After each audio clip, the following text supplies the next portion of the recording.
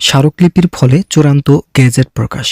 প্রধানমন্ত্রীর ডাকে ২০,০০০ টাকা নির্ধারণ সহ ১৫ গ্রেডে নবম পে স্কেল বাস্তবায়ন। বিস্তারিত আলোচনা করার শুরুতে আপনারা অবশ্যই চ্যানেলটি সাবস্ক্রাইব করুন। অবশেষে প্রধানমন্ত্রী তারেক রহমানের কাছে যে স্মারকলিপি প্রদান করা হয়েছে, সেই স্মারকলিপি অনুযায়ী কার্যকর হল নবম পে স্কেল। নতুন প্রজ্ঞাপন বাস্তবায়ন বিষয় সম্পর্কেও গুরুত্বপূর্ণ সিদ্ধান্তের কথা জানায় সংশ্লিষ্ট কর্তৃপক্ষ। পে কমিশনের ২৩ সদস্য বলেন, সরকারি কর্মচারীদের প্রত্যেকটি দাবি যথাযথভাবে বাস্তবায়ন করা অত্যন্ত কঠিন কাজ হলেও বর্তমান সময়ের জন্য এটি যুগোপযোগী সিদ্ধান্ত, যার ফলে শেষ পর্যন্ত সকলের মতামত ও পরিকল্পনা উপদেষ্টার চূড়ান্ত সিদ্ধান্তক্রমে বিশেষ পদক্ষেপ নেওয়া হয়েছে। অর্থমন্ত্রী আমির খসরু বাংলাদেশের সকল ধরনের সুযোগ সুবিধা নিয়ে আলোচনা শুরু করেছেন। তারা বলেন, কর্মকর্তাদের দাবিগুলো বাস্তবায়ন করতে হলে অবশ্যই বাজেট বাৎসরিক ৭০,০০০ কোটি টাকা পর্যন্ত বৃদ্ধি করা প্রয়োজন। যদি এরকম বাজেট সংশোধন করা হয়, তাহলে সরকারি চাকরিজীবীদের বেতন বৃদ্ধি করা হলেও তারা বৈষম্যের শিকার থাকবেন, যার ফলে ৭০,০০০ কোটি টাকা বাজেট বরাদ্দ রাখার মতামতকে সমর্থন জানিয়েছেন অর্থনীতিবিদ ও অর্থমন্ত্রী আমির খসরু।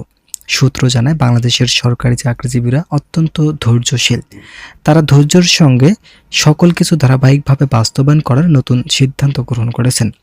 তার এই সিদ্ধান্তকে অনেকে ইতিবাচক হিসেবে দেখছেন। এছাড়াও কোন কোন গ্রেডের জন্য কত বেতন নির্ধারণ করা হলে সরকারি চাকরিজীবীদের মাঝে কোনো ধরনের নেতিবাচক পদক্ষেপ উঠে আসবে না, সেই বিষয়গুলো নিয়েও বিশেষ আলোচনা করা হয়। যারা এখনও আমাদের এই চ্যানেলের নতুন সদস্য আছেন, তারা পরবর্তী আপডেট পেতে চ্যানেলটি সাবস্ক্রাইব করুন।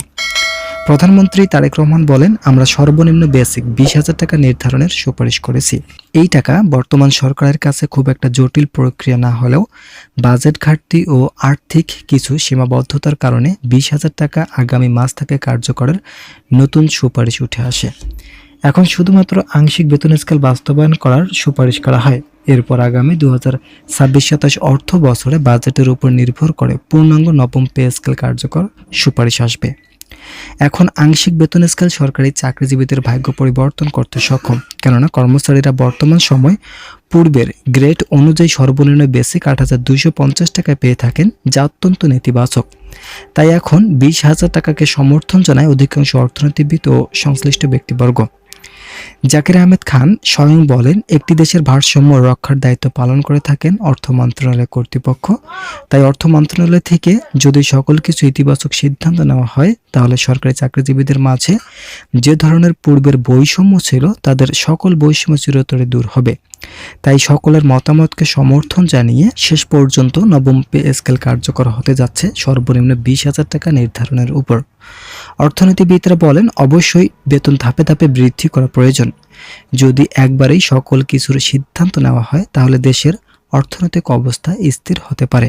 তাই পর্যায়ক্রমে ধাপে ধাপে বেতন বৃদ্ধির সিদ্ধান্ত নিলে পরবর্তীতে নতুন কোনো সমস্যা সৃষ্টি হওয়ার সম্ভাবনা থাকবে না। আপনারা অবশ্যই আমাদের চ্যানেলটি সাবস্ক্রাইব করে আমাদের সঙ্গে থাকুন। গ্রেড সংখ্যা ১৫টি রাখার জন্য প্রধানমন্ত্রীর তরফ থেকে একটি দিক নির্দেশনা এসেছে।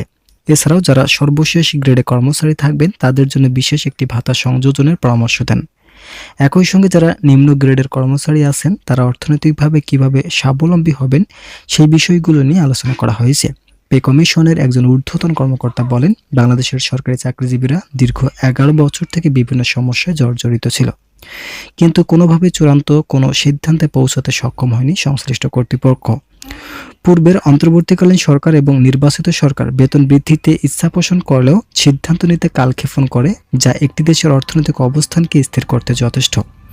তাই সরকারি চাকরিজীবীদের সকল দাবি বাস্তবায়ন করার নতুন যে পদক্ষেপ নেওয়া হয়েছে, তা অত্যন্ত তাৎপর্যপূর্ণ। নাম অপ্রকাশিত রাখার শর্তে পে কমিশনের একজন ঊর্ধ্বতন কর্মকর্তা বলেন, বাংলাদেশের পার্শ্ববর্তী দেশগুলোতে অনুপাত আকারে বেতন দেওয়া হয়ে থাকে। সর্বনিম্ন বেসিক ২০,০০০ টাকার ঊর্ধ্বে তারা পেয়ে থাকেন। তাই যদি সরকারি চাকরিজীবীদের সকল দাবি পূরণ করা না হয়, তাহলে এই সরকার ব্যর্থতার পরিচয় দেবে, যার ফলে শেষ পর্যন্ত কার্যকর হতে যাচ্ছে নবম জাতীয় বেতন স্কেল। এছাড়াও শিক্ষকদের জন্য আলাদা বেতন স্কেল বাস্তবায়নের নতুন সুপারিশ করেন শিক্ষামন্ত্রী। আশা করা যাচ্ছে শিক্ষক সহ সকল সেক্টরের সরকারি চাকরিজীবীদের নবম জাতীয় বেতন স্কেল ধারাবাহিকভাবে কার্যকর করা হবে। ভিডিওটি শেষ করার পূর্বে যারা এখনও আমাদের এই চ্যানেলের নতুন সদস্য আছেন, তারা পরবর্তী আপডেট পেতে চ্যানেলটি সাবস্ক্রাইব করুন।